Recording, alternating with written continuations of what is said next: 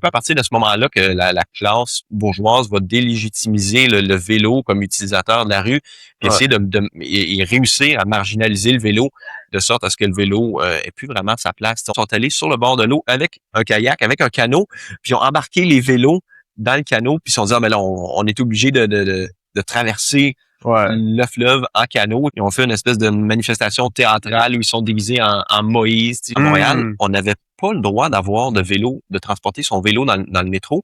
Puis c'est drôle parce qu'à l'époque, tu avais le droit de rentrer n'importe quoi dans le vélo. Ils ont fait plusieurs manifs là, de ces gens-là où ils rentraient des échelles dans le métro, puis personne ne leur disait rien. Fait qu'il y a vraiment tout ce tissu-là de la communauté cycliste qui représente un peu la société qu'on a à Montréal, puis au Québec plus généralement. Fait que c'est vraiment intéressant de voir cette évolution-là à travers les années qui reflète l'évolution de l'identité québécoise, montréalaise. Montréal est complètement vélo. Montréal est fou vélo. Mais comment on a fait en 40 ans pour passer d'une ville où c'était dangereux de circuler à vélo à la ville numéro 1 en Amérique du Nord en matière de vélo? C'est cette question que j'ai posée à mon invité cette semaine. Mon Lord est l'auteur du nouveau livre paru très récemment, Petite histoire du vélo à Montréal.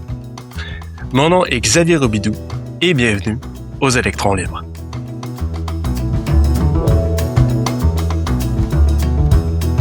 C'est fou parce que pour les gens qui sont ici, Simon Lord, l'auteur de La petite histoire du vélo à Montréal. C'est rare que je commence un épisode de cette manière-là dans la discussion, mais je pense qu'on va le commencer de même dans la discussion. Simon, on est parti sur une discussion sur le vélo, sur une lancée, puis on est bien parti, donc on va rester là-dessus. Mais petite histoire du vélo à Montréal. Un livre que je recommande fortement, j'ai adoré. J'ai adoré parce que là, c'est de l'histoire, c'est des anecdotes. Ça parle de mon Québec que j'aime, dans lequel j'ai grandi partiellement, dans lequel tu as grandi aussi. Au début, tu dis quelque chose comme tout jeune qui se respecte, on s'est finalement tourné vers le vandalisme, dernier refuge des ennuyés. Des phrases comme ça que c'est comme des clins d'œil au Québec de mon enfance. Tu sais, parce que moi, j'ai grandi là. Internet était comme, au début, pas encore arrivé. Internet est arrivé. T'as quel âge, excuse? Ben, j'ai 30 ans. J'ai 30 ans, fait que, mais tu sais, j'ai pas grandi avec l'ordinateur. Moi, j'ai eu un ordinateur à 14 ans. OK, à peu près la même affaire pour moi, 12-14 ans. Fait que tu comprends, tu sais. Mais toi, t'as quel âge? Moi, j'ai 37. 37, OK, bon. Ben, moi, j'ai été plus un late dans la technologie, mais peut-être plus 12 ans, non? Je pense que c'est 12 ans que j'ai eu un ordinateur, tu sais, un cellulaire à 16 ans. Mais tu sais, avant ça, je veux dire, ma mère, mon père disaient, prends ton bicycle, puis va... C'était exactement ça, ouais. C'est la jeunesse des années 80-90, un peu comme E.T., là, tu sais. C'est ça. Qui représente un peu ces années-là où en banlieue, t'avais le vélo, puis c'était pas mal ça, là, pour t'amuser, là, tu sais. Les sports, quand t'étais capable de réunir. Mais tu sais, le vélo, tu peux y aller tout seul. Si tu voulais jouer au basketball ou au baseball, tu réunisses deux équipes au complet. Ben oui. C'est toujours évident. C'est ça, fait que jouer tout seul en banlieue, tu sais, moi, j'ai grandi une partie à Montréal, une partie à Laval, tu sais, en banlieue. Ouais, OK. Fait que, tu sais, je connais cette vibe-là, puis toi aussi, t'étais banlieue campagne? Ouais, moi, c'était plus campagne. Aujourd'hui, c'est rendu banlieue, mais c'était la première ville comme à l'extérieur de la ceinture de banlieue. Fait que Saint-Mathieu, à l'époque, c'était de la campagne, là, sur la rue principale, là. En fait, ça s'appelait même le chemin principal à l'époque. Il y en avait juste un, c'était le chemin principal, puis t'arrivais au coin, puis là, t'avais deux montées, puis des rangs, puis tout ça. Fait que c'était pas mal campagne, là, à l'époque. OK. Le podcast des Électrons libres est présenté par Marie-Rose Café. Marie-Rose Café, c'est votre torréfacteur préféré. C'est le mien, en tout cas. Moi, j'adore son café. Si vous voulez en savoir plus sur Marie-Rose Café, commandez du café. Marie-Rose Café sur Facebook. N'hésitez pas à appeler Alain aussi. Et son site web s'en vient pour commander en ligne. Donc, pensez café, Marie-Rose Café. Et ça devait me faire penser à Prévost, parce que mes parents ont acheté un chalet quand on était jeunes à 7 ans à Prévost. Puis back in the days, c'était campagne. Ouais. Fait que ça devait être un peu cette vibe-là. Ah ouais, ça doit ressembler. OK. Ben, c'est ça, tu sais, il s'est rempli de, justement, d'anecdotes un peu de l'enfance ou des phrases qui font écho à l'enfance, adolescence. Il y en a une autre, à la fin d'un premier été de cascade, la plupart des gars ont lâché les acrobaties après s'être fait mal à un bras, à une jambe ou à l'ego. Moi, j'ai continué malgré les bobos. C'est excellent. C'est à propos, parce que j'ai juste de me casser le pied derrière. C'est la première journée où je peux mettre un soulier normal, là. Wow, Ça fait 3 semaines, là. Ça fait OK. 3 semaines, puis là, il est revenu. J'ai gagné de la flexibilité, là. Fait que, vois-tu, ça continue même aujourd'hui. Mais ça continue, mais en tout cas, c'est quoi qui s'est arrivé, c'est ton vélo? Même affaire, là. Même BMX, affaire? en BMX. Ah ouais, OK, Ouais. fait que t'es un gars de BMX Sorti, là. encore. Oh, ouais, encore. Until Aujourd'hui, today. ouais. OK, c'est un vrai, là, c'est un real, ce gars-là. Colin. BMX, hey, c'est drôle, parce que moi, dans le temps aussi, j'avais des chums qui faisaient du BMX. Moi, j'en ai jamais fait, là, mais C'était pas mal ça, un peu partout, là. Bart Simpson, là, tu sais, avec des planches, là, Ouais. sur des, c'est vrai. côté sur des bûches, là, puis sauter par-dessus des poubelles. Ah oui, on s'arrangeait avec les moyens du bord, comme on dit. Pas à peu près. Après ça, c'est drôle, parce que, tu sais, à Laval, nous, on était dans le côté banlieue, pas pauvre, mais pas non plus riche. Mais tu sais, quand tu côtoyais, t'allais plus dans le côté riche, admettons, tu voyais du monde qui achetait de quoi de fancy au Calzone Tire, tu sais, un vrai jump, tu sais, fait pour ça. Ouais. Puis ça marchait pas, cette affaire-là en plastique, c'est de la merde. Je sais que tu parles en plus. J'avais des amis qui l'avaient acheté, une espèce de truc en plastique Ouais. moulé, là. C'est ça. Ah ouais, je sais exactement à quelle rampe tu parles, mais non, c'est ça, ça marchait pas. Ça glissait à terre. Ça glissait à terre. Puis la rampe a glissé. C'est ça. Vraiment mal fait, là. Tu partais, finalement, tu te bêchais, c'était plus dangereux qu'autre chose. Hein. C'était mieux de prendre, admettons, tu sais, les roues de char de mon père de Spare, admettons, Ouais. qui avaient les pneus d'hiver dessus. T'es empilais, puis là, tu te donnais une planche de bois. Comme ça, t'es sûr qu'ils bougeaient pas. C'est des exact. pneus de char. Exact. C'est drôle parce que c'est le fun qu'on se parle aujourd'hui, puis ça ramène tellement à mon Mais enfance. partout au là. Québec, là, je pense qu'il y a eu ça. Ouais. Tu sais, dans toutes les banlieues, dans toutes les petites villes, c'était un peu pareil. À Montréal, c'est peut-être un peu différent, là, tu sais, dans grande ville, mais en banlieue, c'était pas mal ça. Je pense que le vélo, c'était pas mal un des trucs avec lesquels tu peux t'amuser, tu sais, une des Ben formes oui, de ben oui, divertissement. ben oui. C'est un des trucs qui était le plus facile à faire, tu sais, si t'avais rien à faire, comme Exact. on avait tout rien à faire, Ouais. jusqu'à temps que l'ordinateur sorte, puis qu'il y ait la PlayStation, puis tout ça. Là. Puis à l'époque, c'était différent, là, parce que moi, en campagne, j'étais pas comme dans le coin où tu parlais à Prévost, c'était plus de la forêt. Ouais. Là, moi, dans mon coin, c'était plus coin vraiment rural, puis Ok. beaucoup d'agriculture. Puis à l'époque, les champs, ils maximisaient pas tant que ça la production. Fait qu'autour de tous les champs, t'avais des trails de 4 roues. Puis tu pouvais aller, c'était comme des pistes cyclables primitives, là, tu sais, où tu pouvais partir de ton village, puis sans passer par les chemins les chemins principaux où les voitures roulaient à 80-90, Ouais. puis les rangs, ben tu pouvais passer par les trails de 4 roues, puis te rendre au village qui était autour, tu sais. Fait que c'était vraiment cool, puis tu peux aller explorer comme ça, puis partir explorer dans le bois, puis te faire des cabanes dans les arbres. Fait que c'était comme vraiment... Ouais. C'est un peu ce que tu vois dans les films aujourd'hui de cette époque-là. Là, c'était vraiment comme ça. C'était cool. Aujourd'hui, il n'y a plus ça, par exemple. Ils maximisent les champs jusqu'au bout, jusqu'au bout des champs. Fait qu'aujourd'hui, tout ça, ça a tout disparu. Ouais, c'est vrai. C'est drôle. Tough, là. Ça me fait penser au Pierrefonds à mon père. Mon père a grandi à Pierrefonds. Ah, OK, ouais. Fait que Pierrefonds, à l'époque, là, ça n'a rien à voir du Pierrefonds d'aujourd'hui. Puis c'est que là, j'étais allé au funérailles de mon oncle il y a quelques mois. Puis c'était à Pierrefonds, où a grandi mon oncle, le frère de mon père. Puis il contait des histoires au funérailles parce que c'était 4 gars à peu près de la même âge. Non, c'était 3 gars de la même âge avec une sœur, ma tante. Puis tu sais, il contait des histoires, ces gars, parce que mon père et ses frères étaient crackpot un peu, là, dans le sens que c'était les fous du village. Tu sais, c'était les gars qui faisaient toutes les aventures pas possibles à Bessic, justement. Tu sais, tous les trucs pas possibles, des histoires, des anecdotes folles, tu sais, je suis comme, voir qu'ils ont pensé à ça, oui. Ils l'ont fait, tu sais. Mais c'était justement ça, c'était cabane dans les arbres, c'était tout, tu sais, il y avait de la place pour faire ça. Ouais, c'est ça. Aujourd'hui, c'est le genre d'affaires qui se fait pas vraiment. Non. La municipalité aime plus ça. Là. Tu sais, la police est appelée, il appelle la police de temps à dire. Tu sais, tu peux plus vraiment faire ce que tu faisais à l'époque Non. aussi facilement. Tu sais, puis t'as pas autant de liberté aussi jeune que t'en avais à l'époque. Tu sais. À l'époque, à partir de 12 ans, moi, j'étais comme... Je partais toute la journée, puis je disparaissais, tu sais, puis c'était normal. Il y avait pas de cellulaire. Anyway, mes parents ne pouvaient pas vraiment tracker où j'étais, tu sais. Mais aujourd'hui, les jeunes, ils ont pas autant de liberté à un aussi jeune âge. Tu sais, c'est vraiment plus tard que ça quand ils sont laissés libres, tu sais, c'est pas nous. Ouais, non, c'est ça. Fait que, tu sais, je sais pas. La réflexion, est-ce que c'est mieux aujourd'hui? Est-ce que c'était mieux à l'époque? Je sais pas trop comment dire, mais je pense que c'est ça. C'est différent que ça, c'est sûr. Donc, c'est ça. Pour revenir au livre, Petite histoire du vélo, ben, ça parle justement de ton expérience à vélo un peu dans l'avant-propos, mais après ça, on rentre vraiment dans le vif du sujet. Comment ça a commencé à Montréal avant l'auto? Ça, c'est super intéressant parce que je ne savais pas. Ben, en fait, je m'en doutais, mais tu sais, je savais pas que c'était aussi clair que le vélo a commencé avant l'existence de l'auto. Ouais.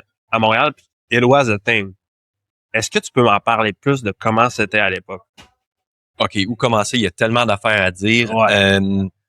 Peut-être juste la petite chronologie de comment c'est arrivé Ouais. à Montréal quand ça a commencé. 1868, on a le premier vélo qui arrive au Québec. Mm-hmm. Ben, le premier vélo qui est fabriqué au Québec, en fait, sur des plans venus de France. Ouais. Qu'Édouard Gingras va essayer à Québec, dans la ville de Québec, sur ce qui est aujourd'hui la terrasse du frein, qui appelait la plateforme à l'époque. Fait qu'en octobre, le premier vélo, on essaie le premier vélo qui a jamais été vu au Québec, un vélocipède, donc c'est une espèce de vélo avec les pédales qui sont attachées à la roue en avant. Donc c'est un peu le premier modèle de vélo qui existe. Puis là, avec l'hiver, ben là, le vélo va arriver à Montréal durant l'hiver, donc en février 1869. Puis c'est là qu'on va avoir le premier vélo qui va arriver à Montréal, puis ça va être la folie cette année-là. Tout le monde va, c'est la nouvelle machine dont on entend parler. C'est déjà la folie en Europe, un peu aux États-Unis. Fait que les gens à travers les journaux entendent parler du vélo. Puis là, quand le premier vélo arrive, ben c'est la folie. Tout le monde veut essayer. Ben tout le monde, je dis tout le monde parce qu'à l'époque, le vélo est très dispendieux. Fait que c'est surtout les élites qui font du vélo, la bourgeoisie, tu sais. Mais parmi tous ceux qui lisent les journaux puis qui se tiennent à l'affût de qu'est-ce qui se passe dans le monde, c'est la folie complète. Tout le monde veut essayer le vélo. Il y a des écoles qui rouvrent. Il y a des pistes de course qui rouvrent à Montréal, pistes de course extérieures, intérieures, évidemment. Fait que c'est ça. Fait que le vélo, ça devient fou. Puis on en fait beaucoup à l'intérieur parce que les routes sont vraiment pas en bon état à l'époque. C'est des routes qui sont en terre battue la plupart du temps. Puis les vélos, ben, c'est pas la technologie d'aujourd'hui. Il n'y a pas de pneumatiques gonflables. C'est des vélos qui ont des roues qui sont fabriqués un peu sur la technologie des carrosses, donc en fer, avec des roues en bois très lourdes, avec des pneus ferrés. Finalement, la roue est ferrée. Fait que c'est vraiment pas confortable d'aller rouler ça dans la roche, dans la terre. Fait que les vélos sont surtout utilisés à l'intérieur, tu sais, dans des espèces de grands bâtiments militaires, un peu comme il y avait le drill shed qui est en avant du champ de Mars. Donc, on fait beaucoup de vélos là. C'est un bâtiment qui avait été fait pour faire des exercices militaires, puis qui est prêté un peu à une école de vélocipède où on montre comment faire du vélo. Puis on fait des mascarades à vélo. Donc, les gens peuvent payer pour aller participer à la mascarade, donc se déguiser puis aller faire une grande soirée de mascarade, ou peuvent même aller payer pour aller juste assister à ça, qui est un grand spectacle incroyable. Et là, il y a des gens, des centaines de personnes qui vont voir ça. Puis c'est une grosse affaire. Fait que pendant une couple d'années, c'est un peu ça qui se passe. Là, après ça, après cette première année-là de folie, ça meurt. Les gens se réalisent que, ouais, finalement, c'est pas encore, le vélo est pas encore assez mature pour être utilisé comme forme de transport, comme forme de sport. Le vélo va continuer, mais au sein d'une petite communauté un peu plus serrée de passionnés de vélo, vraiment. Puis on va développer le vélo qui est, en anglais, qui appelle le penny farthing, en français, qui va être le grand bi. Fait que le vélo avec la très grande roue en avant, la petite roue en arrière. Puis, dans le fond, c'est juste comme un vélocipède dont on a grandi la roue en avant pour pouvoir aller plus vite. Comme il n'y a pas encore de système de transmission à l'époque, à chaîne, ben, si on veut aller plus vite, on a juste une manière de le faire, puis c'est d'agrandir la roue en avant pour que chaque tour de pédale, on parcourt une plus grande distance. Fait que là, il y a ces grands vélos-là qui vont arriver. Mais le problème avec ces vélos-là, c'est hyper dangereux. Je sais pas si tu en as déjà vu en vraie vie, là, mais quand tu es assis là-dessus, tu es assis à peu près à la hauteur d'un cheval. Puis c'est un vélo sur lequel tu es assis vraiment sur le top de la roue. Qui peut avoir comme 5 pieds de haut. Et ce qui fait que quand tu roules dehors dans la rue, si tu frappes une branche, ou un trou, ou une bosse, ou une roche, t'es immédiatement catapulté par-dessus les poignets. Fait que puis tu prends ce qu'ils appellent en anglais un header. Fait que tu tombes sur la tête, puis tu peux te casser le crâne, casser des membres, une clavicule, tout ça. Fait que c'est vraiment dangereux. Fait que ça devient un sport vraiment d'un petit groupe de passionnés qui sont des hommes, qui sont jeunes, qui sont un peu casse-cou, évidemment, parce que c'est quand même dangereux de pratiquer ce sport-là. Fait que ça devient un truc vraiment pour une petite communauté.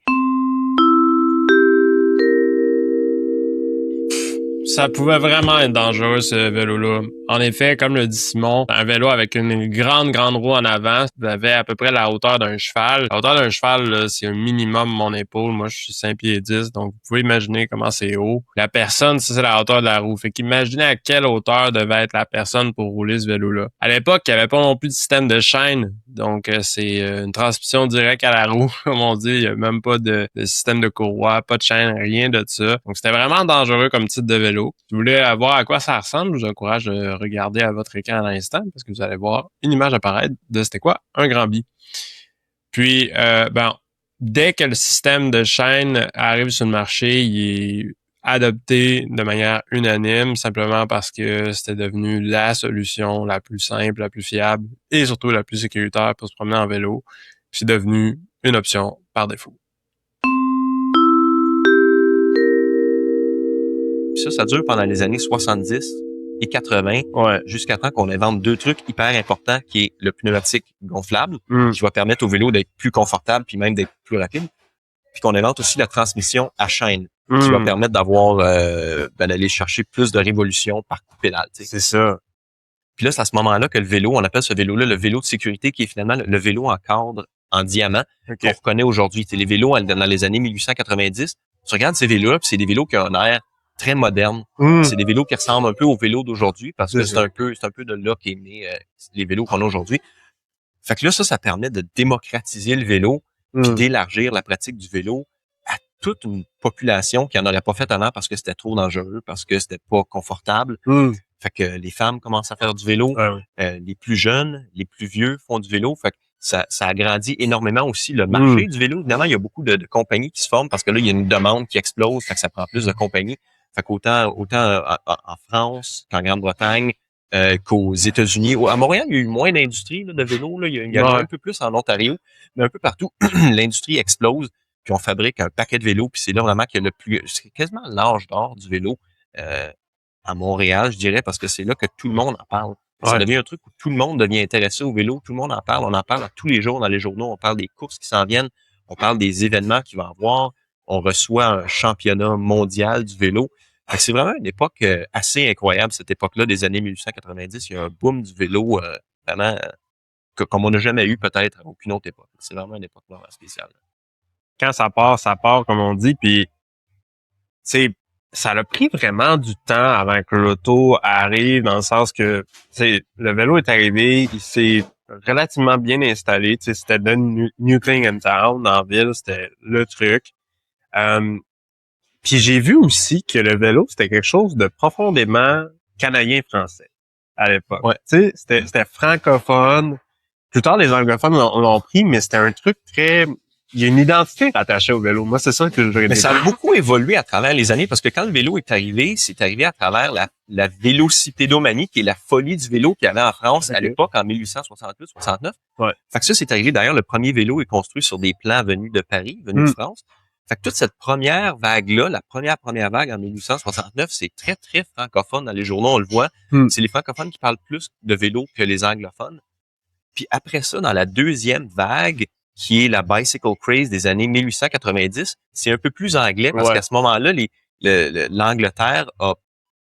l'industrie en Angleterre a explosé parce qu'en France, il y a eu la guerre avec l'Allemagne en 1870 qui a comme tué un peu la folie du vélo là-bas.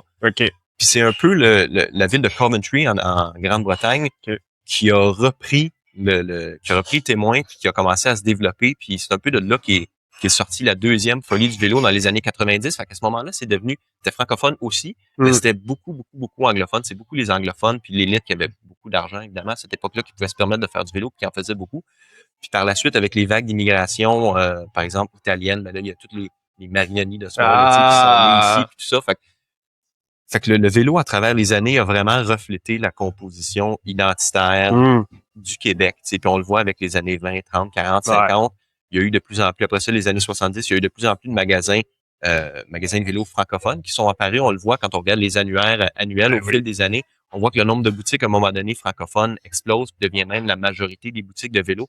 Fait qu'il y a vraiment toute cette issue-là de la communauté cycliste qui représente un peu la société qu'on a à Montréal puis au Québec plus généralement. Fait que c'est vraiment intéressant de voir cette évolution-là à travers les années qui reflète l'évolution de l'identité québécoise, montréalaise. Ben oui, 100%. Là, écoute, pour ne pas les nommer, Kiko, Garneau, Laferté, Marinoni, on devant ici aujourd'hui, on en a plein, là, des exemples de Québécois, comment c'est Québec le vélo, c'est très, très, très, très, très québécois, là. C'est profondément québécois. Je pense que, ton livre le présente bien à travers l'histoire, mais tu le sais comme moi, je pense que ça aurait pu faire presque le double ton livre parce qu'il y a tellement d'histoires liées au vélo au Québec, là, c'est incroyable.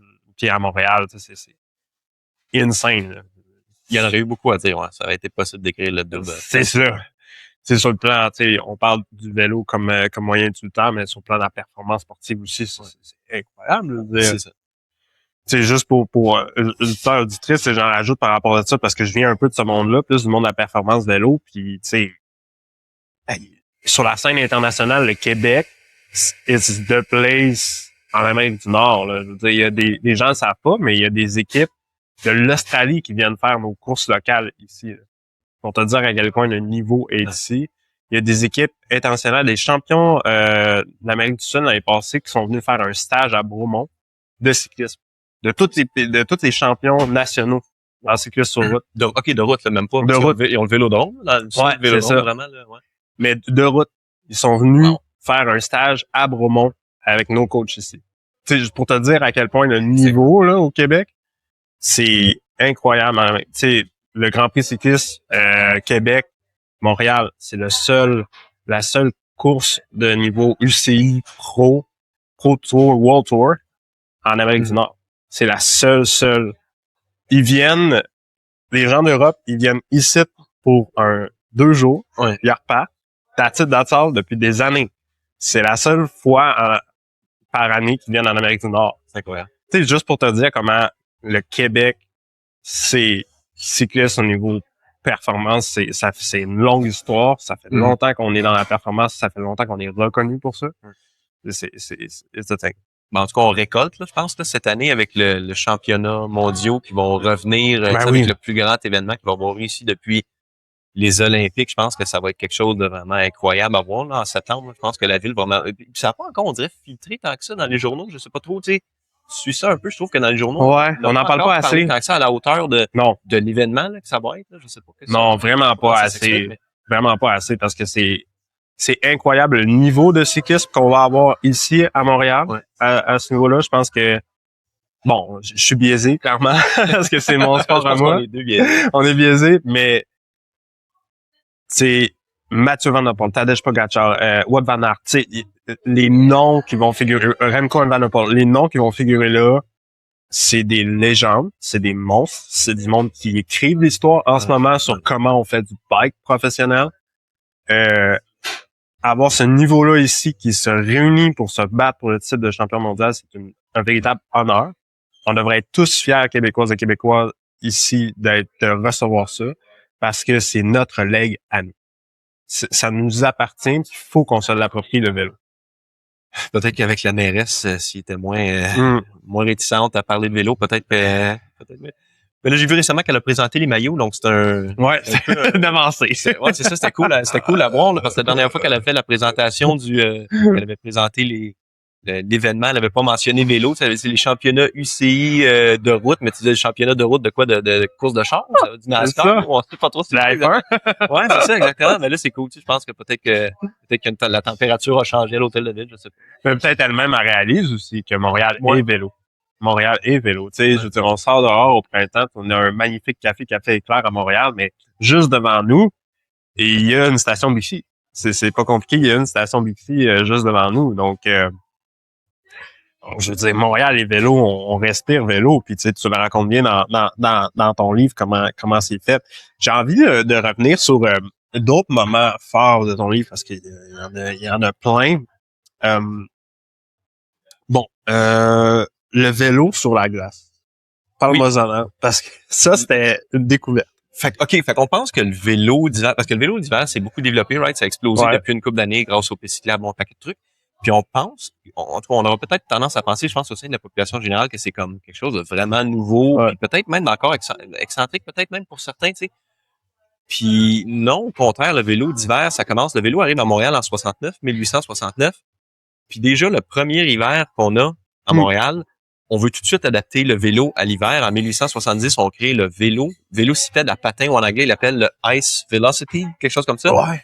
Fait qu'on développe ce vélo-là qui est un vélocipède. Donc, la roue arrière est remplacée par des patins. Puis la roue en avant est adaptée. Donc, on crée une roue pour l'hiver. Fait qu'une roue avec des pics, des petites pointes, une roue à clous. Okay. Puis on va se promener sur les bassins où les gens font du patin. Fait que déjà, dès la première année, on veut adapter le vélo à notre réalité hivernale à Montréal, ce qui est assez incroyable. Ça m'a surpris moi-même de tomber là-dessus parce que je pensais moi-même, j'en fais depuis quasiment toujours du vélo d'hiver, mais je pensais que c'était encore quelque chose de récent, c'est quelque chose moi aussi qui datait des dernières années. Puis non, c'est quelque chose qui nous intéresse depuis les premières années du vélo à Montréal. Puis après ça, ce vélo d'hiver-là, on dure pas très longtemps parce que les routes sont pas déblayées. Avec les patins, c'est quelque chose qu'on peut pas vraiment utiliser sur la route. Puis l'expérience avait déjà été testée en Allemagne, puis les gens qui faisaient du patin aimaient pas que les vélos viennent se promener parce que ça détruisait la surface de la glace. Fait que c'est peut-être la même chose qui s'est passé à Montréal où il y avait des conflits entre les utilisateurs, puis comme il y avait peu de vélos encore, ben le vélo a comme perdu la bataille, puis perdu sa place sur la patinoire. C'est un vélo qui était pas encore tout à fait utilisable sur la neige. Fait que ça a pris plusieurs années avec le vélo prenne sa place.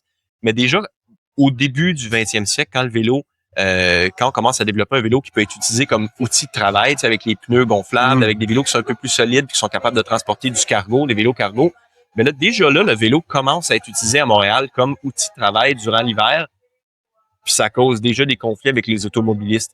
Dans les premières années, il y a déjà à des l'époque. conflits. C'est ça, déjà à l'époque. Fait que, le vélo d'hiver, on pense que c'est quelque chose qui est récent, mais déjà dans les années 20, 30, on en faisait dans les années 1870, on avait déjà envie d'adapter notre vélo à notre réalité hivernale. Fait que c'est quelque chose qu'on a depuis tant d'années. Fait que on trouve que c'est bizarre un peu d'adapter le vélo à l'hiver, mais dans le fond, non. On a commencé de même. C'est ça. Puis c'est drôle parce qu'au début, ça me fait toujours rire quand les gens, surtout après avoir crié, mais quand les gens disent que le vélo, c'est pas adapté à l'hiver, comme si l'auto, c'était naturel que l'auto était adaptée à l'hiver. La seule raison qu'on est capable de sortir nos vélos puis même nos pick-up l'hiver, là, c'est parce qu'on a des millions, puis des millions à déblayer la ville, puis à prendre toute la neige qu'on a en ville, puis aller domper ça dans des carrières. Là. Sinon, les autos, il n'y a pas rien qui sortirait l'hiver. Là, on marcherait, là, tu sais. Ouais.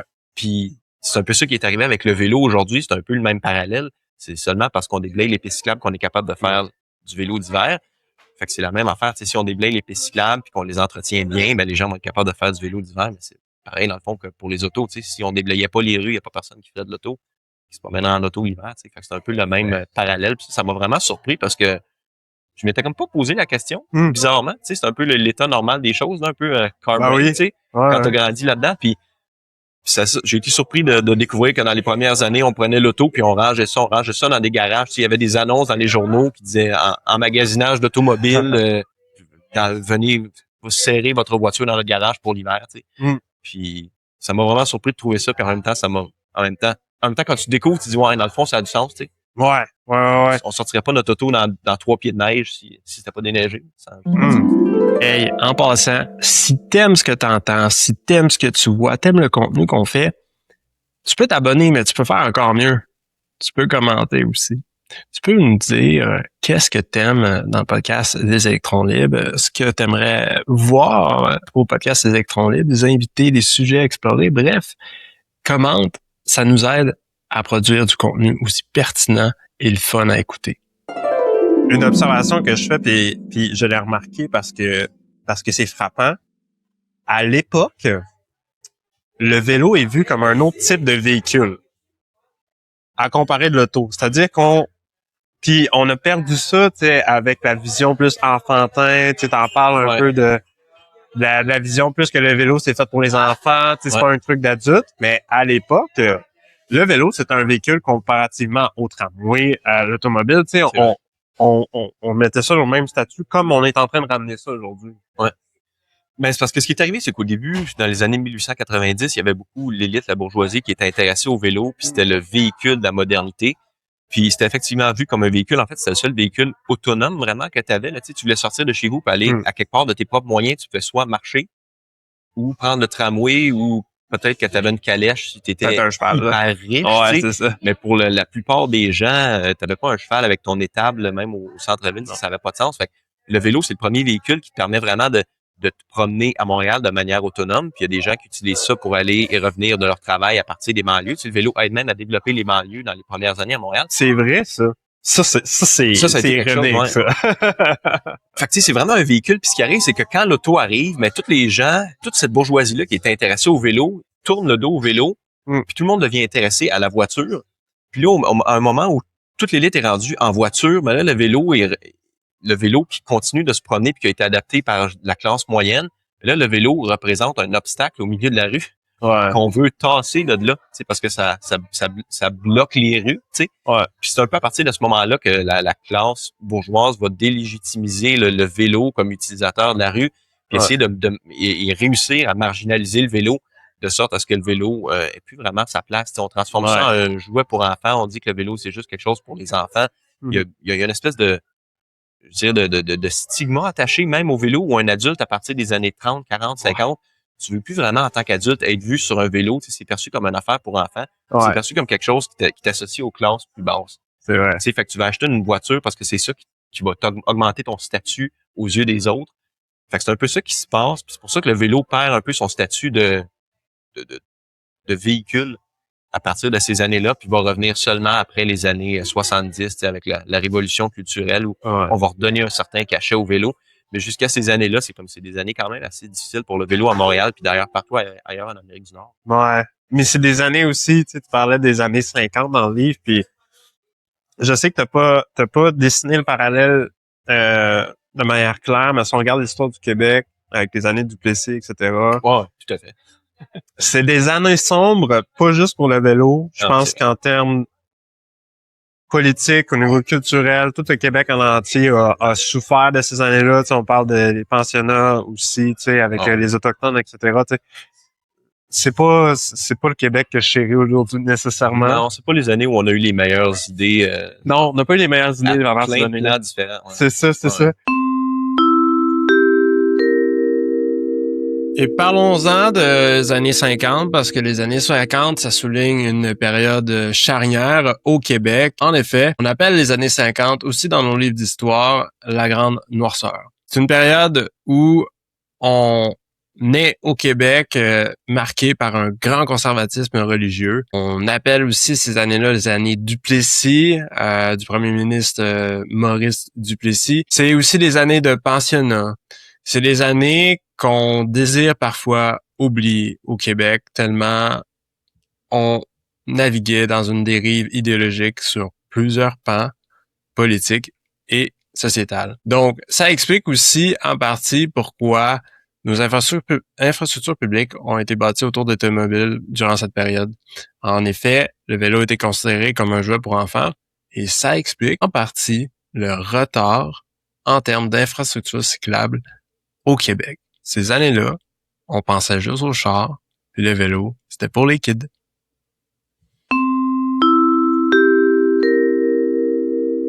Tu vois que c'est un ensemble de trucs, hein? C'est un melting pot à cette époque-là d'idées de l'après-guerre qui sont... tu te dis, OK, ouais, c'était pas le Québec à son meilleur. Non, effectivement. Donc, on est content quand on voit on parle des années 60, quand on voit que ça change, là. On change notre regard sur les choses puis sur le monde, là. Il y a vraiment beaucoup de choses qui changent là, dans cette époque-là aussi. C'est évidemment l'urbanisme de Montréal qui change beaucoup là après les années 40, 50. Il y a aussi on devient plus riche, puis là tout le monde s'achète des autos. Puis à mesure qu'on achète des autos, on réalise que le tissu urbain de la ville est comme pas adapté à l'auto parce qu'il est pas adapté. On avait conçu la ville à l'époque pour des gens qui étaient à pied, pour des tramways. Fait que tout était compact. C'est la ville de 15 minutes. C'est un peu ça qu'on avait jusque-là à Montréal. Puis là, on réalise qu'avec les autos, on peut aller plus loin, plus vite. Fait que là, les gens veulent aller habiter plus loin, évidemment. Fait que là, pour rentrer en ville, il faut créer des autoroutes. Pour tout ça, en ville, on réalise que ça prend du stationnement, que ça prend des artères plus larges. Fait que là, on élargit des rues, mais pour ça, il faut détruire des bâtiments. On crée des autoroutes, mais pour ça, il faut aplatir des quartiers au complet. Ouais, t'en parles beaucoup. Fait que, tu sais, le quartier de la Petite-Bourgogne, on veut passer l'autoroute Ville-Marie. À un moment donné, on décide qu'on veut même passer une autoroute d'est en ouest qui passe à travers le Vieux-Montréal, puis on considère sérieusement l'idée d'aplatir le Vieux-Montréal pour passer une autoroute. C'est vraiment incroyable là, ce qui se passe dans ces années-là. Tu sais, tout le quartier qui est le quartier du Faubourg Ramlas, qui est le quartier à Londres, du pont Jean-Cartier, dans le fond, partout où il y avait la tour de Radio-Canada. Ben ça, c'est un quartier où il y a des milliers de personnes, où on jette à la rue tous ces gens-là pour écraser tout ce quartier-là, pour construire une tour, puis des stationnements. Puis tu sais, aujourd'hui, cette tour-là, on est en train de, on garde la tour, mais tout ce qui est autour, où il y avait le quartier, on est en train de tout raser ça pour ramener un quartier. Fait que là, on a comme bouclé la boucle, mais tu sais, dans les 50 ans, c'est ça, à coups de millions, mais tu sais, dans les 50 années qui ont passé à travers ça, on a jeté des gens à la rue, puis on a créé un environnement qui était super hostile pour les vélos. Puis qui a nuit beaucoup là, tu sais, au développement du vélo pendant ces années-là. On a changé complètement le tissu urbain. Tu sais, avant les années 50, il y avait quand même beaucoup d'autos, mais moins le tissu urbain était adapté à la pratique du vélo. Tu sais, tout était proche, tu peux te déplacer à vélo, à pied, c'était quand même plus simple. Mais avec l'avenue des autoroutes, avec Ville-Marie, avec Décarie, la métropolitaine, puis tout ça, on change vraiment le tissu urbain de Montréal. Puis évidemment, c'est un coup dur pour le vélo parce que là, toutes les routes deviennent des routes où il y a un flux automobile incroyable. Ça devient super dangereux, ce qui nuit évidemment à la pratique du vélo à Montréal. Fait que avec les années 70, on a commencé à avoir une réflexion sur toutes ces questions-là, tu sais. Ouais. Mais ça a pris vraiment du temps à mûrir puis est-ce qu'il y ait vraiment des changements sur le terrain, là, des changements dans le béton, tu sais. Vraiment qu'on change vraiment la route elle-même. Puis dans le béton, c'est le cas de dire. Ouais. Dans le béton, oui, c'est ça. Parce que les idées semblaient être figées dans le béton, justement, par rapport au vélo. Puis l'auto, on pensait qu'on avait réglé ce sujet-là. OK, l'auto, c'est pour les kids. Pas l'auto. L'auto, c'est pour les adultes. Le vélo, c'est pour les kids. Et finalement, la révolution tranquille nous a sauvés. Tu sais, tu peux comprendre au début pourquoi le monde trouvait que c'était génial, parce que la première année que tu construis une autoroute, c'est fantastique, ça va bien, c'est fluide.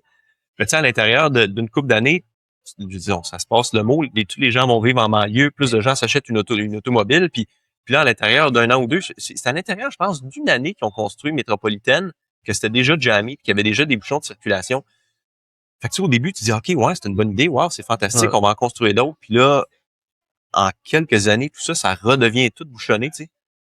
Déjà, dès les années 30, à Montréal, on commence à réfléchir à déplacer le marché Bon Secours. Parce que tout le secteur est rendu complètement bouchonné, puis on envoie ça vers le marché central. Mais là, aujourd'hui, tout ce secteur-là est aujourd'hui congestionné. Tu sais, ça n'a pas pris beaucoup de temps avant que ça soit congestionné.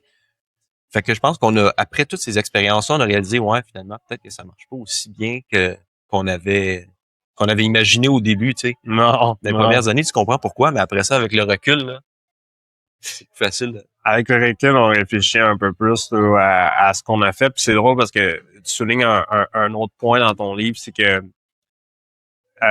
c'est qui? C'est-tu Amir Kadir qui a dit ça? Je pense dans ton livre, tu cites Amir, je pense Kadir, qui dit à l'époque, en 1880, jusqu'aux années 1890, on n'avait rien à envier des villes comme Stockholm, Dublin, Paris, tu sais, même en termes d'urbanisme, parce qu'on était un des meilleurs exemples à Montréal d'une ville faite pour les gens.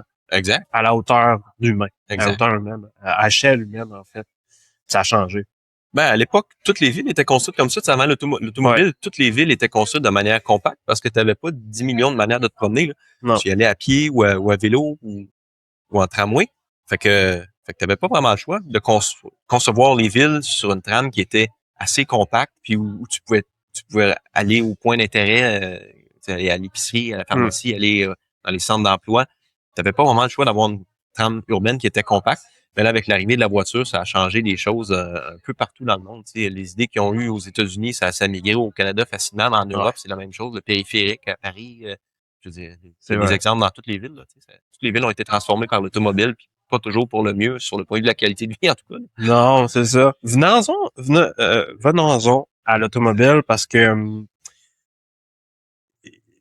je pense que l'entrevue pourrait durer 4 heures, là, mais il y a tellement de choses. T'as parlé beaucoup de choses dans ton livre, puis c'est tout fait de manière chronologique. Donc, les gens à la maison, si vous voulez comme suivre l'histoire de manière chronologique, ben c'est facile.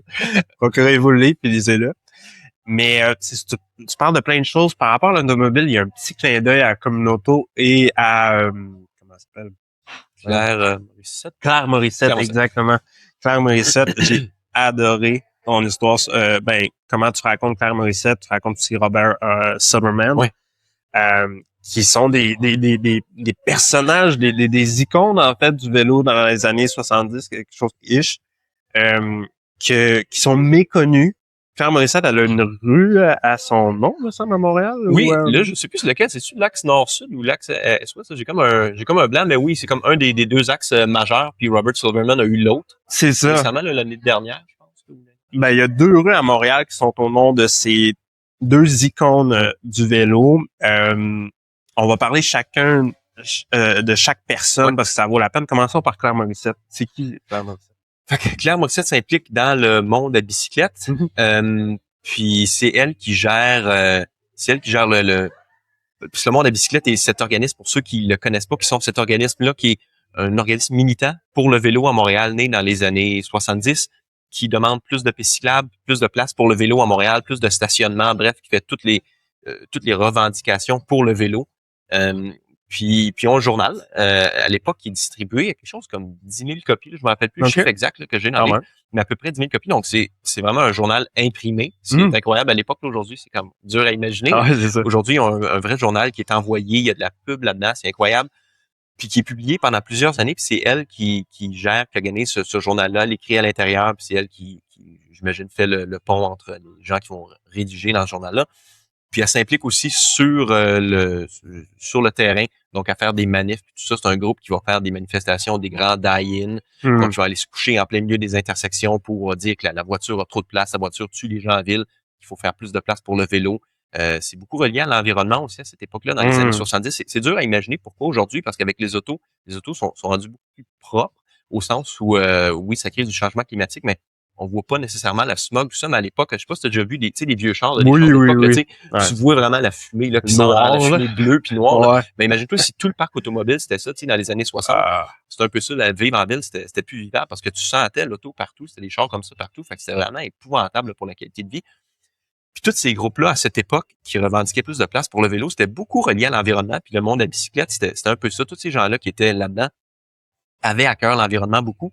Puis c'était le cas avec Claire Morissette aussi. Puis elle a eu plusieurs combats, Claire Morissette, mais ça a été un des trucs pour lesquels on se souvient d'elle. C'est surtout la place du vélo dans le métro. Fait qu'à l'époque, à Montréal, on n'avait pas le droit d'avoir de vélo, de transporter son vélo dans le métro. Ce qui était un peu problématique parce qu'on n'avait pas vraiment non plus le droit de traverser sur la Rive-Sud via le pont Jean-Cartier. Il n'y avait pas vraiment de manière de traverser sur la Rive-Sud. Fait que le métro était comme une des manières pour se rendre sur la Rive-Sud, sauf qu'on n'avait pas le droit d'avoir de vélo. Puis c'est drôle parce qu'à l'époque, tu avais le droit de rentrer n'importe quoi dans le vélo. Ils ont fait plusieurs manifs là, de ce genre-là où ils rentraient des échelles dans le métro, puis personne ne leur disait rien. Ils arrivaient avec des gros toutous gigantesques dans le métro. Ça, tu pouvais rentrer dans le métro. Ça puis on fait plusieurs tests comme ça avec plusieurs trucs, tu sais. Puis à chaque fois, le gardien, la personne à l'entrée du métro disait rien du tout. Tu sais, les gens pouvaient passer avec n'importe quoi. Puis aussitôt qu'ils arrivaient avec un vélo, c'était comme non, on te refoulait à l'entrée, puis on appelait la police. C'était vraiment comme c'est comme vraiment de la répression contre les vélos. Il y avait vraiment quelque chose à l'époque où genre on voulait pas avoir de vélo en ville. On faisait tout pour empêcher les vélos. Puis Claire Morissette s'est battue pour faire éliminer ce règlement-là devant les tribunaux. Puis ça a duré un bon moment. Puis ça a été vraiment compliqué. Puis c'est grâce à elle, elle a fini par gagner cette bataille-là de permettre les vélos dans le métro. Pourtant, ailleurs dans le monde, à New York, je pense, à San Francisco, à d'autres endroits aux États-Unis, les vélos étaient permis. Puis ce qu'on disait aujourd'hui, ici, c'est que les vélos allaient briser le métro, que ça allait salir les gens autour. Je sais pas trop quel truc. Fait au début, le vélo était permis avec un permis, donc il fallait que tu aies un permis pour avoir ton vélo dans le métro, quelque chose comme ça. Puis après ça, le permis a été aboli, puis là, tu peux juste rentrer ton vélo dans le métro, tu sais.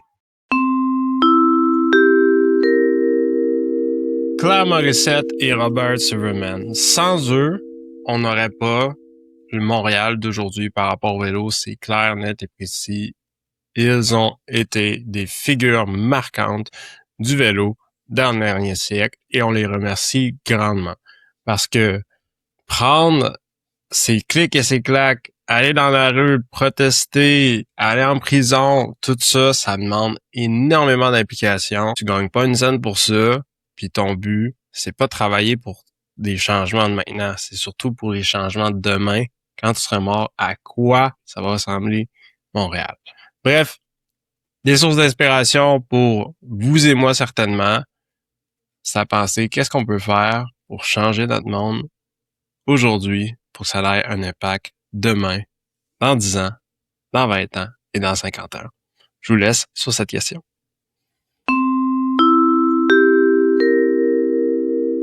Fait que c'est grâce à elle qu'on a cette forme d'intermodalité-là qui est super utile parce que imagine-toi, tu vas au bout de la ville, puis là, tu as un flat ou quoi que ce soit, ça devient vraiment compliqué de revenir chez vous, tu sais, où il y a de la pluie ou quoi que ce soit. Fait que c'est vraiment pratique d'avoir cette possibilité-là de rentrer avec ton vélo dans le métro. Puis c'est grâce à elle qu'on lui doit ça. Évidemment, on lui doit plein d'autres trucs à Claire Morissette, là. C'est elle qui a fondé Communauto, Cyclo Nord-Sud, qui envoie des vélos dans les pays en développement. Fait qu'elle a fait tellement de trucs fabuleux pour Montréal. Mais c'est un peu ça l'histoire un peu de Claire Morissette. Puis Robert Silverman, ben lui, c'est ça, a cofondé le Monde à bicyclette, qui a fait beaucoup pour le vélo, puis il a fait plein de manifs. C'est un gars qui avait une librairie communiste, c'est un gars qui est allé à Cuba, qui a serré la main de Che Guevara. C'est un personnage incroyable. Il était allé vivre à un moment donné en Israël sur une kibbutz. Ah ouais, ok. Puis il y avait une femme qui était, je pense, danoise ou d'Amsterdam, je sais plus. Un pays où il y avait beaucoup de vélos, puis sa femme, il a comme introduit au vélo un peu d'une certaine manière. Puis quand il est revenu à Montréal, Il était converti. c'est ça, il a été comme converti. Puis c'est un peu ça son origin story, là. Puis quand il est revenu ici, ben là, il a dit, OK, on va transformer la ville. Puis là, il s'est lancé à essayer de transformer la ville pour avoir plus de stationnement, pour avoir plus de place, pour avoir des pistes cyclables. Ouais. Se sont battus pendant des années. Se sont battus pour la piste cyclable sur Jacques-Cartier. Justement, à l'époque, il y avait un trottoir sur Jacques-Cartier. Mais les cyclistes étaient bannis de ce trottoir-là. Tu peux traverser à pied, mais pas avec ton vélo.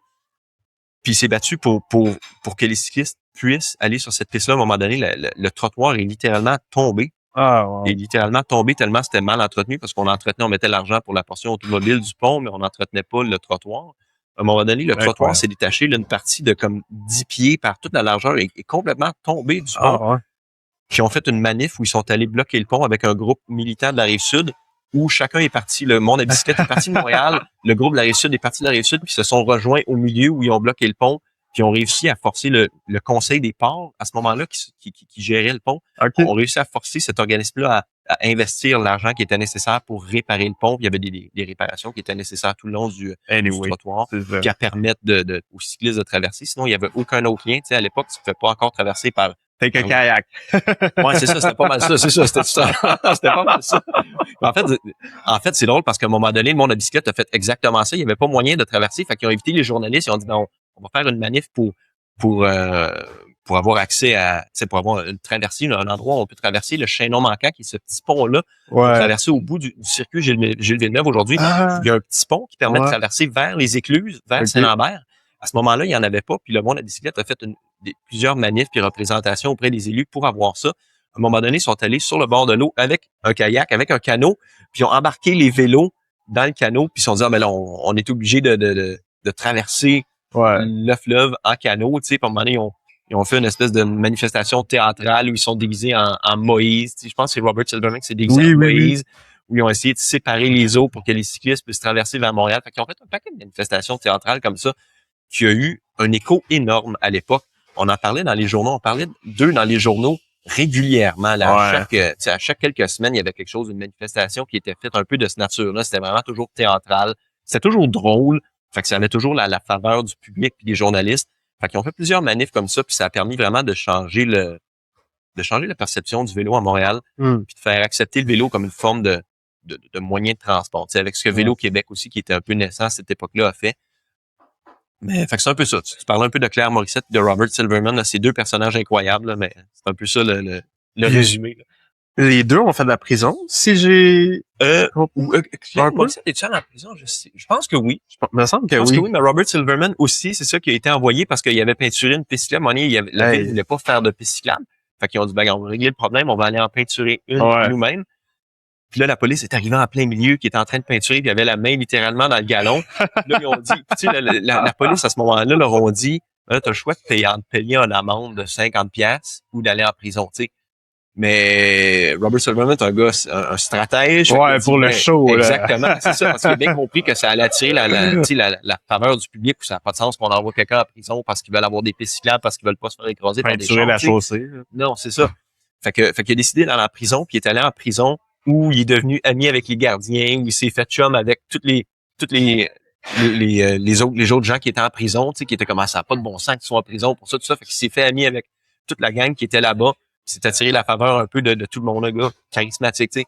Puis, fait qu'il est allé en prison, puis les journaux ont parlé de ça.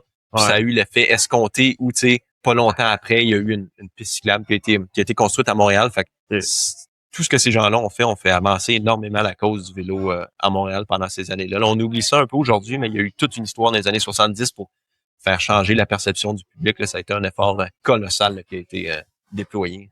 Vraiment, c'est un effort colossal. Puis tu sais, c'est deux légendes. Là. Moi, je mets ça dans le livre des légendes parce que je pense beaucoup à Claire, parce que à Claire, années 70, femme, vélo, one of a kind, tu sais, dans le sens qu'on ça prenait un caractère, un certain caractère, là, pour dire, OK, je suis une femme dans les années 70, je prends ça à bras le corps, puis je vais, tu sais, c'est... Puis après une couple d'années, c'était pas mal elle qui dirigeait, je dirais, au début, c'était beaucoup Robert Silverman, puis après ça, c'est Claire Morissette, apparemment, qui était plus impliquée à moi. C'était comme vraiment elle qui était la dirigeante un peu de ce groupe-là. Puis on parle de ces deux-là, mais il y a eu plein d'autres mondes, là, dont Ouais. le nom dont on se souvient moins. Tu as eu Jacques Desjardins aussi, qui est encore au manif, là, d'ailleurs, là, je sais pas si tu vois, au masque éthique, tout ça, mais c'est un gars qui est encore Il est engagé. encore engagé. Qui est encore engagé. Il a fait de la Wow. course, lui, à un moment donné, dans les années 60. Fait que lui, Alex, c'est tout un personnage, mais tu sais, il y a un paquet de monde comme ça dont on ne parle plus, puis qui ont contribué vraiment énormément. Tu sais, quand on dit que leur journal du monde de la bicyclette était distribué à plus de 10 000 personnes, tu sais, ça te donne une idée de la communauté qu'il y avait, qui était intéressée dans ces îles-là. Fait qu'il y a un paquet d'autres mondes qui sont impliqués dans le monde de la bicyclette, puis dans d'autres groupes, dans Vélo Québec, dans toutes sortes d'autres groupes, puis qui ont contribué à faire avancer les affaires. Fait qu'il y avait un paquet de monde à l'époque, là, toute une communauté de vélo à Montréal.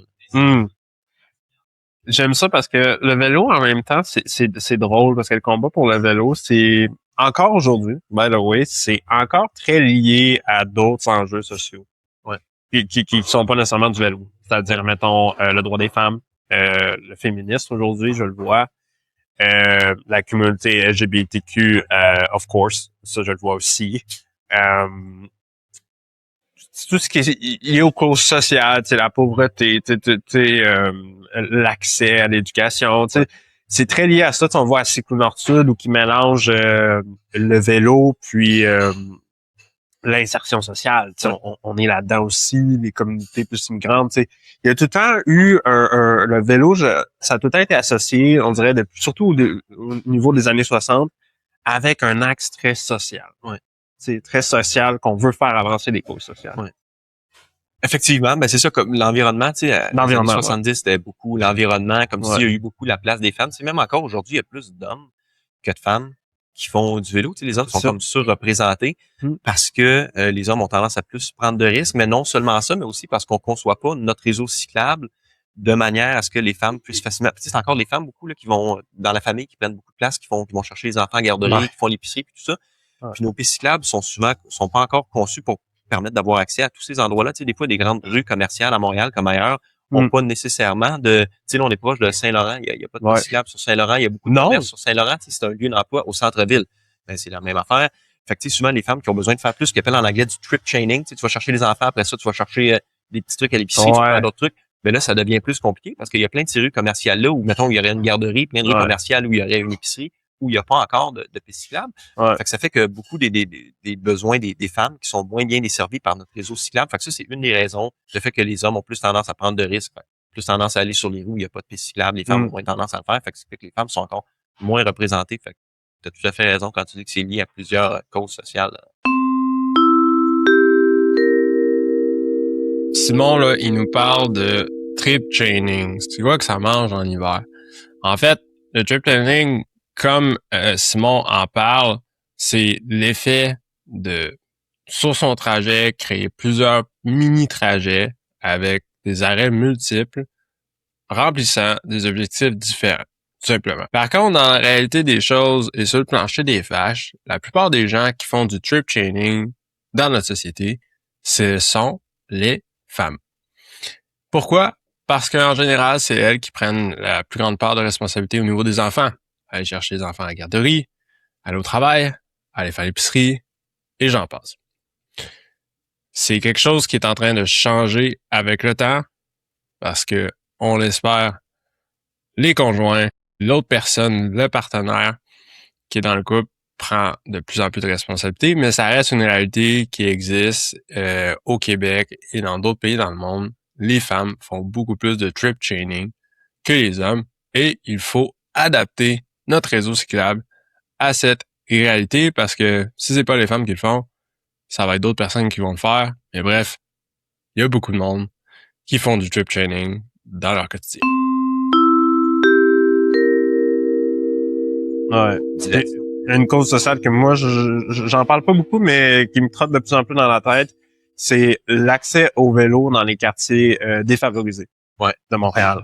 Ouais. Et l'accès aux pistes cyclables dans les quartiers défavorisés où il y a plus de population immigrante. Moi, je le vois comme un game changer pour les femmes, notamment dans ces quartiers-là, mais aussi pour les gens de dire, OK, comment on fait pour insérer plus ces communautés immigrantes dans la société québécoise? Ouais. L'accès au vélo, l'accès aux pistes cyclables. Les pistes cyclables, c'est pas juste pour le plateau. Non, c'est ça, exactement. Faut que ça soit aussi dans l'est de Montréal, justement, dans l'ouest de Montréal, où on voit qu'il y a plus des communautés immigrantes qui sont là. Ouais. Ouais, dans le Nord, mais partout, on voit que partout autour des quartiers centraux, c'est difficile. Dans la ville de Saint-Laurent, c'est difficile. C'est ça. Tu sais, au-delà de Verdun, il y a des beaux trucs à Verdun, mais tu sais, même au-delà de ça, ça devient difficile. Ouais, ça s'arrête Fait là, que, là, tu sais, comme tu dis, dans l'Est, c'est la même chose. Fait que, il y a encore besoin d'en avoir partout. Tu sais, les jeunes aussi, c'est la même affaire. Les jeunes votent pas, fait qu'on a tendance à les oublier, mais les jeunes ont besoin de se déplacer. Eux aussi, ils veulent aller à leurs activités. Puis, souvent, c'est encore les parents qui vont faire un peu le taxi, puis d'avoir des pistes cyclables. Ça permet aux jeunes d'avoir plus d'autonomie, de se développer plus rapidement. Tu sais, les jeunes les plus heureux dans le monde, c'est aux Pays-Bas, selon les sondages. Parce que les jeunes, dès leur plus jeune âge, peuvent se rendre vraiment facilement voir leurs amis, peuvent se rendre à l'école, en vélo, peuvent aller à leurs activités sportives, activités sociales, culturelles, peuvent tout faire ça de leurs propres moyens. Fait que ça développe l'autonomie beaucoup plus jeune. Fait que c'est quelque chose qui est vraiment important. C'est important pour ça d'avoir des pistes cyclables. Moi, c'est quelque chose qui m'est resté vraiment personnellement. Parce que quand j'étais jeune, j'habitais à la campagne, puis il n'y avait pas de piste cyclable, évidemment, pour aller jusqu'à l'école. Il y avait 1 kilomètre, j'étais sur la rue principale, l'école était sur la rue principale. Il y avait 1 kilomètre qui séparait ces deux destinations-là. En théorie, ça aurait dû être simple de se rendre. Ouais. Je pouvais pas me rendre parce que l'école interdisait les jeunes de se rendre à l'école à vélo parce que c'était super dangereux. C'était une route qui était même 70. À un moment donné, ça a été réduit à 50 km/h. OK. Fait que l'école interdisait aux jeunes d'aller à vélo. Ouais. Fait que j'ai jamais pu aller à mon école primaire à vélo. Puis à chaque printemps, tu sais, le printemps revenait, puis j'étais à la campagne, t'entendais les oiseaux, les arbres. J'avais pas le goût d'embarquer dans un autobus, là. J'avais le vélo, j'avais le goût d'y aller en vélo, de pouvoir aller rejoindre un de mes amis, puis on y aille avec les amis, se rendre à l'école, tu sais. J'ai jamais pu faire ça, puis c'est comme une frustration qui est toujours un peu restée, je pense, qui fait que j'ai gardé un peu un intérêt pour le vélo. Fait que j'imagine qu'il y a beaucoup d'autres jeunes pour qui c'est la même affaire aussi, là. Tu vois les jeunes qui se font tout le temps charrier dans le dans le VUS assis en arrière, là. Tu sais, petit, puis t'as des fenêtres, là, puis la seule affaire qu'ils voient, c'est des fenêtres teintées, puis tu regardes des bouts de ciel, puis des bouts de pôles de téléphone qui passent, c'est comme, c'est pas le fun. Quand tu y penses aujourd'hui, tu te dis ça n'a aucun de bon sens. Tu sais, ça. Aujourd'hui, tu sais, moi, j'ai grandi aussi dans cette génération-là, je me faisais trimballer en char, mais aujourd'hui, je trouve ça n'a aucun sens. C'est dans le sens que quand je vois des enfants sur la piste cyclable en vélo, sur leur propre vélo, avec leurs parents en vélo, je suis comme wow, comme continuez comme ça, genre, s'il vous plaît. C'est le fun parce qu'à Montréal, avec les pistes cyclables, je vois des jeunes à des endroits où j'aurais jamais vu, là. Je sais plus c'est quand, il y a quelques semaines, j'étais en vélo au centre-ville, puis il y avait des familles au centre-ville en vélo. J'étais comme, ouais. Tu sais, c'est quelque chose qu'on a, au début 2000, là, oublie ça, il n'y a pas de piste cyclable au centre-ville, tu n'aurais jamais vu. Tu voyais même pas de monde adulte au centre-ville parce que c'était juste trop dangereux. Ouais. Puis là, tu vois des familles qui sont capables de partir des quartiers centraux pour aller, mettons, voir des festivals au centre-ville. Des shows. C'est parce que les pistes cyclables ont été sécurisées, parce que les attitudes culturelles des automobilistes ont quand même changé un peu depuis les années 70. Fait que ça contribue. Tu sais, je pense qu'on n'est pas encore atteint la destination. On n'est pas encore arrivé, mais je pense que vraiment, il y a quelque chose qui a changé, puis c'est vraiment cool pour les jeunes, pour tout le monde, mais pour les jeunes surtout. On va parler de la relation auto-vélo. Je pense que ça fait longtemps qu'on tourne autour du pot, là. On tourne autour du pot, mais ça fait longtemps que ça existe, que ça va pas nécessairement, que ça va pas nécessairement bien, ça fait pas bon ménage parfois. Justement, on parlait de Carl Morissette, justement, qui était une cycliste avérée, une grande, elle défendait beaucoup le cyclisme, mais curieusement, c'est elle qui a fondé Communauto. Fait que là, c'est là que j'ai vu, ok, c'est vrai que c'est pas nécessairement deux solitudes qui se parlent pas.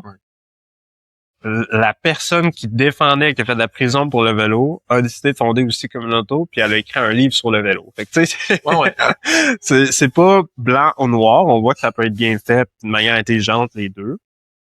Mais historiquement, il y a un rapport qui a été fait, je pense dans les années 80, qui dit ceci, tu me corrigeras pour l'année, mais on disait chez les conducteurs amateurs, les facteurs culturels qui favorisent l'apparition de situations de conflit et en conséquence d'accidents découlent du principe suivant. La préséance de la motorisation dans l'organisation de la mobilité fait en sorte que l'automobiliste peut se croire le roi et maître de la route. Ça, c'était-tu un rapport gouvernemental ou lié à ça? Écoute, si je m'en rappelle bien, c'est un rapport de la SAQ. C'est ça, SAQ, oui. Puis, la SAQ, ouais. Puis c'est ça, là, je me rappelle plus tous les détails de ce rapport-là, mais essentiellement, on le relie beaucoup à l'époque où, effectivement, l'automobiliste peut se croire roi parce qu'on a on a tout conçu, dans le fond, nos routes pour l'automobilisme. Le stationnement, c'est pour l'automobilisme, le timing des lumières, c'est pour l'automobilisme. Tout ce qu'on voit aujourd'hui dans la rue, en termes de panneaux, là, tout ça, ça a tout été créé pour les autos. Là, avant l'automobile, on n'avait pas besoin d'arrêt, on n'avait pas besoin de feu de circulation, on n'avait pas besoin de limite de vitesse, On n'avait pas besoin de restrictions de stationnement, on n'avait pas besoin de rien. Là. Tout ça, ça existe juste pour gérer l'automobile. Là. Fait que, en conséquence de ça, l'automobiliste croit implicitement que tout cet endroit, cet espace-là lui est dédié à lui, ce qui crée des conflits parce qu'après ça, tu arrives à l'arrière d'un cycliste, puis là, tu dis, ben là, t'es dans ma place, là, t'es sur mon territoire, puis ça crée des conflits naturellement qu'on voit que ça continue aujourd'hui. Tu sais, puis au début, c'était pas vraiment ça. Tu sais, le vélo a vraiment sa légitimité sur la route, puis c'est vraiment avec les années 20, 30, là, quand l'auto explose. C'est un peu à partir de ce moment-là que les mentalités changent. Puis cet état des choses-là continue, je dirais même, dans une certaine mesure aujourd'hui. Ouais. Encore un peu la vision majoritaire, tu sais, ça change là, tranquillement, pas vite. Ouais. Mais on n'est pas encore rendu dans un endroit où, comme dans les Pays-Bas, où quand tu as un automobiliste en arrière, tu sais, les gens vont attendre plus patiemment que tu passes. Ça, c'est sûrement déjà arrivé. Là, moi, ça arrive pas. Il n'y a pas une semaine où je me fais pas klaxonner là, quand je prends ma place dans la rue. Là. Ouais. Si tu roules assertively, je sais pas comment dire en français, mais tu sais, quand tu prends ta place, tu sais, mettons quand tu es dans une zone avec conviction, puis tu prends ta voie. Ouais, c'est ça. Quand tu assumes un peu ton espace, puis tu roules pas dans la zone en portiérage, puis là, ça donne que tu bloques un automobiliste, là. Ouais. Tu sens que ça crée encore de la rage au volant, là, puis c'est comme vraiment pas le fun. Ouais. Mais j'ai ma petite théorie là-dessus que je suis en train de développer. Justement, j'ai pensé en venant en vélo ici ce matin. Je pense que les gens qui habitent à Montréal et qui ont une auto, la plupart sont bien chill. Avec les vélos dans le sens qu'ils sont courtois, puis tout ça, puis tu le vois que tu te laisses passer, puis tout ça. J'ai l'impression que ce qui pourrit notre environnement à Montréal au niveau cycliste, c'est les gens qui viennent pas de Montréal, qui arrivent à Montréal, puis là, eux, c'est leur char, c'est pas fou comme théorie. C'est ma petite théorie.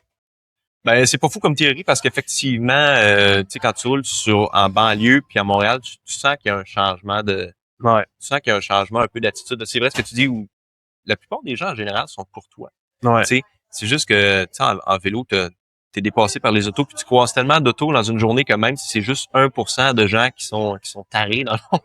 C'est sûr que juste 1% de, tu sais, plusieurs centaines d'autos que tu vas croiser, c'est sûr que tu vas toujours avoir des conflits, tu sais. Mais ça se peut effectivement parce qu'il y a tellement beaucoup de gens qui viennent de la Rive-Sud à Montréal pour le travail ou pour d'autres raisons que tu croises un paquet de gens qui sont moins habitués de croiser des cyclistes, qui sont peut-être pas des cyclistes eux-mêmes. Tu sais, c'est pour ça que dans les Pays-Bas, les automobilistes ont tendance à être plus polis puis courtois envers les cyclistes, c'est qu'ils savent c'est quoi. Ils savent c'est quoi d'être en avant d'une auto puis d'avoir une auto qui te suit dans le derrière, juste en arrière, tu sais, puis qui après. Fait que c'est peut-être ça à Montréal, il y a plus de gens qui font du vélo, sont plus habitués, savent c'est quoi, fait qu'on a tendance à respecter plus les vélos, tu sais. Effectivement. Peut-être, mais c'est ça, c'est une théorie. Puis un autre fois, tu dis définition du cycliste en ville, qui est pas la tienne en fait, qui tu fais juste rapporter, je pense c'est une journaliste, un candidat au suicide qui réveille chez l'automobiliste des instincts homicidaires. Tu le vois, à cette époque-là, tu lis vraiment que c'est vraiment pas facile, là, le partage de la route, là. Puis, tu sais, j'ai pas roulé dans ces années-là, évidemment, là, mais à lire tout ce qui était écrit à cette époque-là sur je dirais, le climat sur la route, là, le climat entre les automobilistes et les cyclistes, là, ça a l'air que c'était toute une époque où c'était vraiment pas facile de circuler, tu sais, avec les voitures aussi des années 70 qui étaient encore grosses avant le choc pétrolier, tu avais des gros chars énormes. Ça devait être vraiment difficile, là, le partage de la route. Vraiment. Non seulement à cause des attitudes, mais des voitures eux-mêmes. Là, tu sais. On voit la perspective. En tout cas, justement, dans ton livre, tu ramènes ce que j'aime, c'est que tu cites beaucoup des choses de l'époque. Tu ramènes des photos aussi de l'époque. Il y a pas juste c'est pas juste écrit, il y a des images aussi de l'époque. Puis tu prends ces parcelles-là pour nous présenter un peu c'était quoi la situation à l'époque du vélo à Montréal. C'est super intéressant.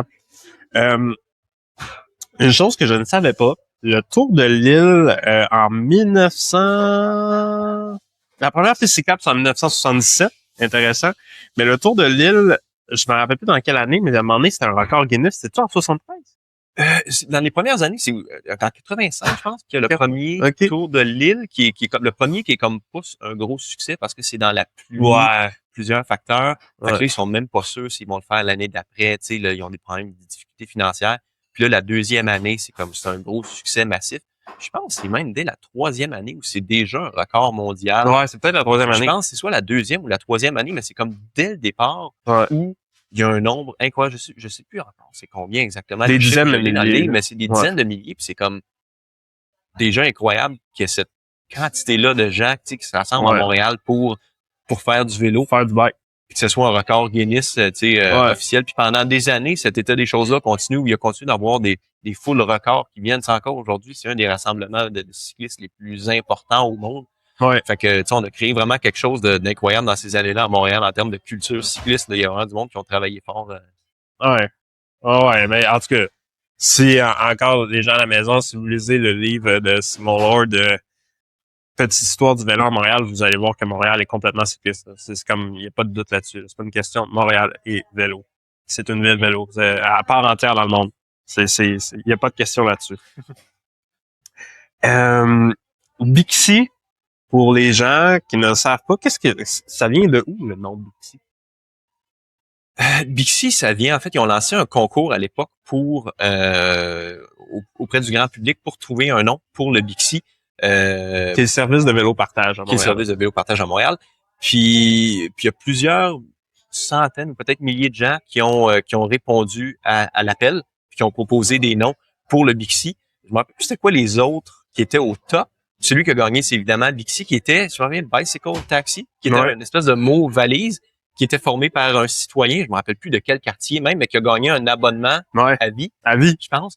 Puis c'est curieux parce que j'ai fait des petites recherches sur Internet pour essayer de trouver ce gars-là, essayer de voir s'il était encore, qu'est-ce qui arrivait avec lui. Puis je l'ai pas trouvé. OK. Puis c'est un peu malheureux. Je serais curieux de savoir. Fait que s'il écoute en ce moment, ben, s'il peut nous écrire, je serais vraiment curieux de savoir. Il m'écrit, on va le mettre en contact. S'il utilise encore ce service-là aujourd'hui, puisqu'il a gagné, c'est ça, un abonnement à vie. Puis dans le fond, Bixi a fait une maudite bonne affaire parce que ça leur coûte pas mal moins cher que, d'engager une firme de conseil, une firme de conseil pour obtenir un nom, là. Fait que c'est quand même cool comme histoire de nom. Tu sais, comment on a trouvé ça. On a vraiment fait appel au public cycliste, tu sais, puis à la communauté. Oui, Quoi de mieux. Je pense qu'on devrait faire plus souvent appel à la communauté. C'est drôle parce que Vélo Québec ont changé récemment leur logo. Je ferai pas de commentaires sur leur logo, mais je veux juste dire que je sais que de la communauté, il y a des gens qui auraient aimé ça participer je comprends. au design ou aux idées de concept du nouveau logo de Vélo Québec. Je pense qu'il faudrait revenir un peu à cette habitude surtout au niveau de vélo. C'est tellement une affaire de communauté, le vélo à Montréal.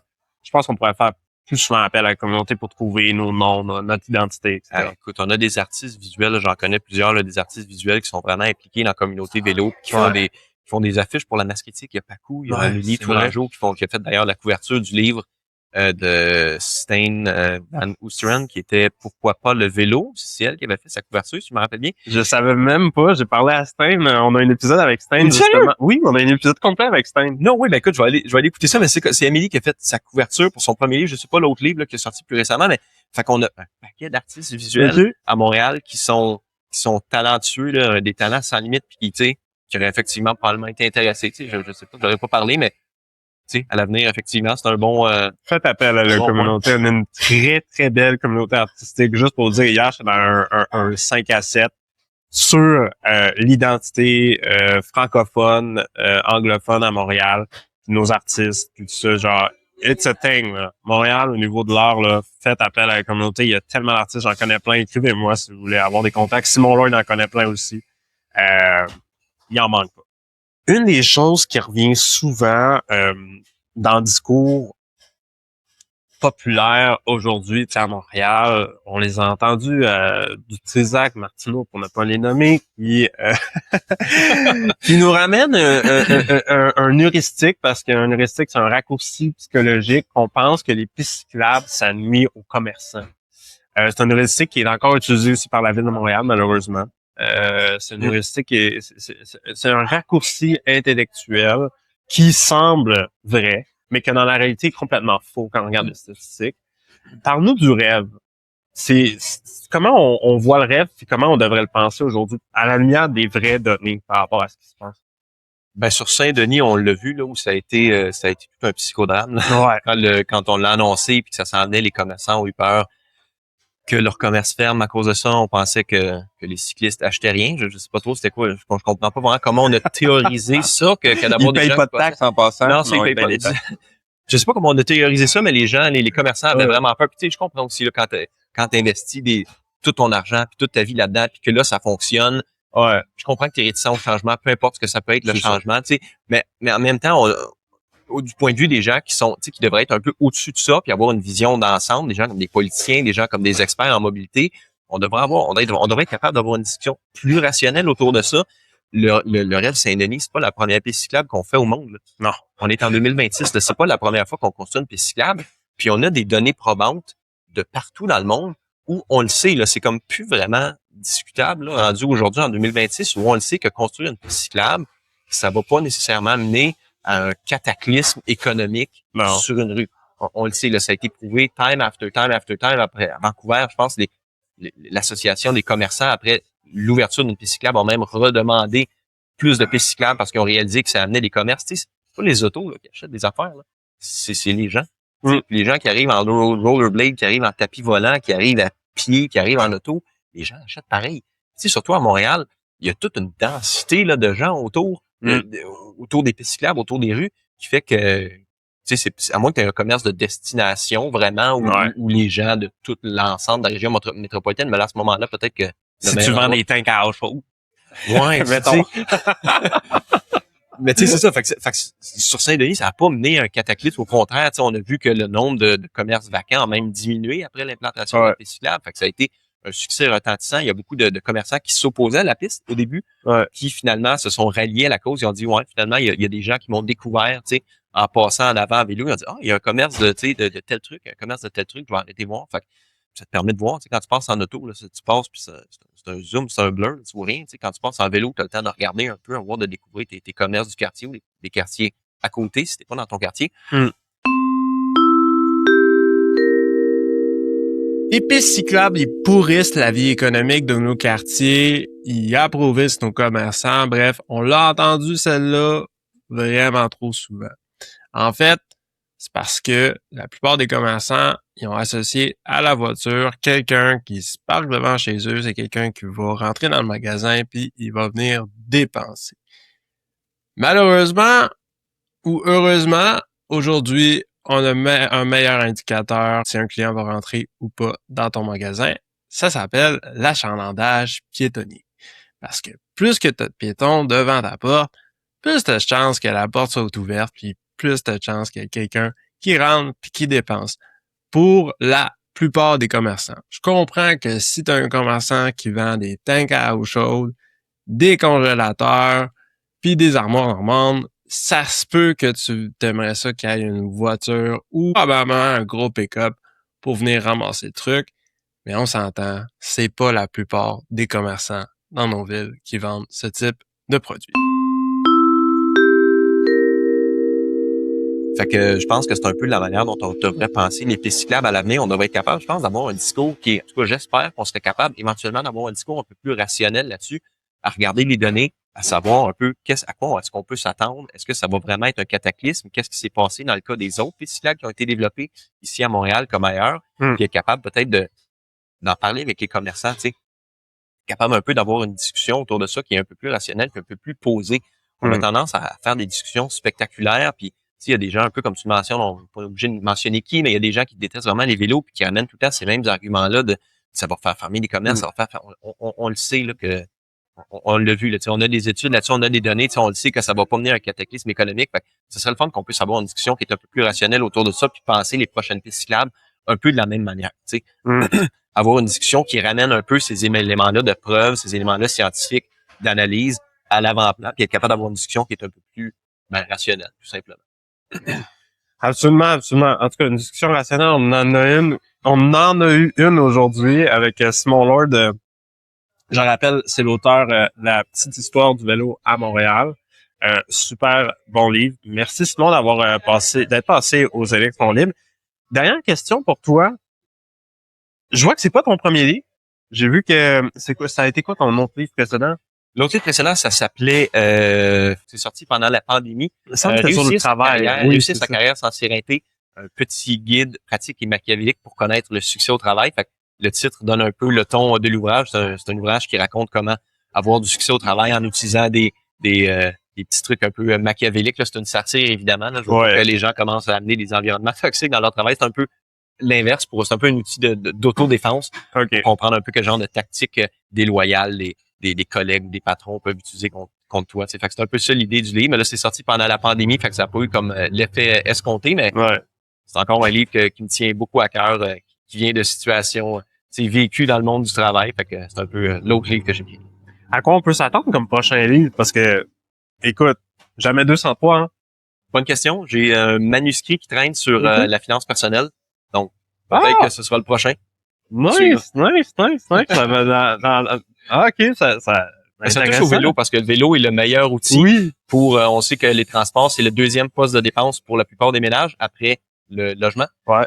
Puis, un Ford F-150 versus un vélo, on sait lequel coûte beaucoup moins cher.